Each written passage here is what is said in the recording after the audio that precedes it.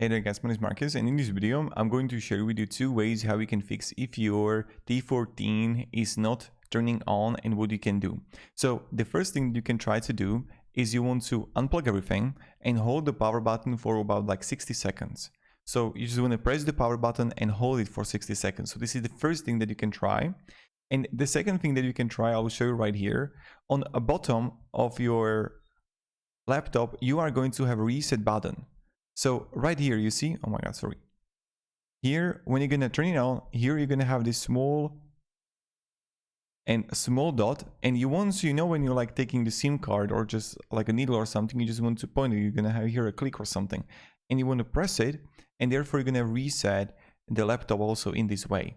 So let me down in the comments which one of it works, and thank you very much for watching. Hope you're having a great day, and goodbye.